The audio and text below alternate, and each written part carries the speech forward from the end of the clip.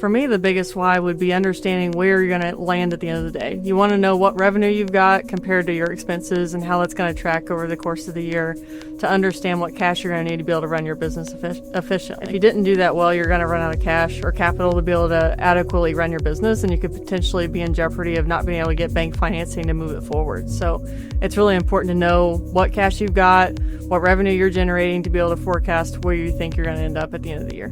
A budget can be as simple as taking your profit and loss statement that you use every month to see your net income and just projecting it forward. So it's just taking that profit and loss statement and then looking at future anticipated sales and expense to budget out in the future instead of looking in the past. So a line of credit is essentially a loan with the bank that you can draw on at any point in the year. And typically you've got a term with the bank, so it can be a term of a year or a couple years even, and you can draw on that line as you need it. Using a sweep feature is also really nice. So what that means is if you have to pull like $1,000 or $2,000 out of your line of credit to be able to have cash to go out and purchase some items for your job, and then you get that money back from a payment through a customer, then you can go back, the bank can automatically sweep that back into the line of credit, so that way you're not paying interest on that cash for very long. If you didn't have that line of credit, you'd have to rely on credit cards or other means of payment, or potentially with some of your vendors, you might have net 15-day terms or net 30-day terms where you can kind of stretch out that cash a little bit, so that way you're having a little bit of lag from when you have to purchase the material to satisfy the job for a customer compared to when that customer pays you. It definitely makes it simplified because the line of credit, especially when it sweeps in and out, just allows you to be able to utilize that cash and not have to worry about making a credit card payment. So for instance, on a credit card, so you swipe the card and it's due in 30 days. And you know if you don't pay it in 30 days, you're going to have to pay 18-20% interest or whatever it may be. Yep. And there are times in the business and the busy season and slow seasons where you might be strapped for cash during that 30 days. So the line of credit, because it's got such a long term, typically has a longer term, so typically it's got a term of at least a year. If you've got a year on your line of credit, then you can pull that money and then just wait till a busy season again when you have an influx of cash to be able to pay that loan back. Any small business, it can be easy to forget how much expense you actually have associated with your business. For instance, my husband's starting his own car dealership. And in the process of starting his own car dealership, it's easy to get lost in the day-to-day hustle and bustle of the job and forget some of the expenses you've actually paid as part of the business. So, for instance, to get a startup, sometimes you have to utilize your personal credit card instead of getting a business credit card, so the expenses can be a bit jumbled.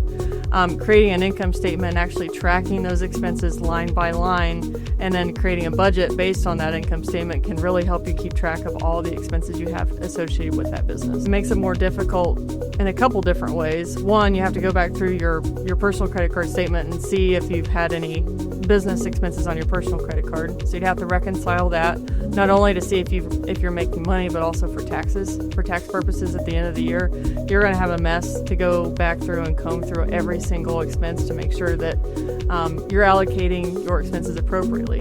Because you don't, at the end of the day, when it comes down to taxes, you don't want to overstate how much income you've had during the year, because you may very well have accidentally put some business charges on your personal credit card, and that wouldn't be good for anybody. Especially in a chimney sweep industry, sometimes you've got to hire a receptionist. I'll use this as an example. You've got to hire a receptionist to come in and help you run your business, answer the phone while you're out on the job. If you're in a slow season and you've got to pay that receptionist to sit at a desk, what if you don't have the cash to pay her? What if you don't have the funds to pay him or her to sit at that desk and answer the phones? That's what a budget does. A budget helps you allocate your cash and revenue accordingly, so you make sure you've got enough jobs coming in to be able to pay for that receptionist to sit at that desk every day. Outside of the HR world, it can help you if you've got a van that's really broken down and needing some repairs, and you'd really like to go out and buy a new one, but you don't know if you're going to have the money to do that. Your budget can definitely help you determine how much cash you're going to have available to be able to go out and either buy a new one or just repair your old one. And sometimes it's as painful as it is for our pride and for our employees. Sometimes it's better for us just to repair what's been broken instead of going out and buying a new one that depreciates super quick. It's important to be able to differentiate both, because if you don't know what your fixed expenses are, then you don't know what is the bare minimum sales you have to generate every month. So if you don't know what your fixed overhead is, then how can you ever predict how many jobs you need to go out and get for the month of May? A fixed cost could be the lease on your van, the lights that you have on in your business, even if it's your personal residence or your actual business. It can be anything utility-wise. A variable expense is going to be something like the cost that it takes for you to purchase the material that you're going to use at a job.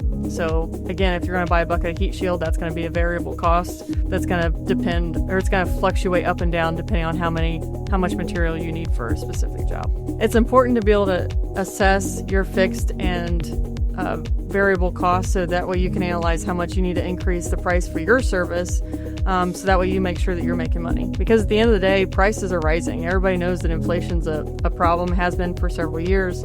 So it's important for us to understand our costs, so that way we can determine whether or not we need to pass along that price increase to our customer. You might consider using a budget and a forecast to be able to determine how fast you can expand your business.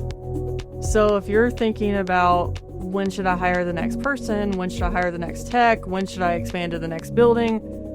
You're going to need a budget to do that. Because if you're just flying by the seat of your pants, you're just setting yourself up for failure. I mean, there's a point in time in every entrepreneurial's journey where they do just wing it, and it works out for them, but it doesn't always work out. So sometimes you need some clarity, you need to prepare for the worst and be conservative and really put together a plan so that way you have success in the future.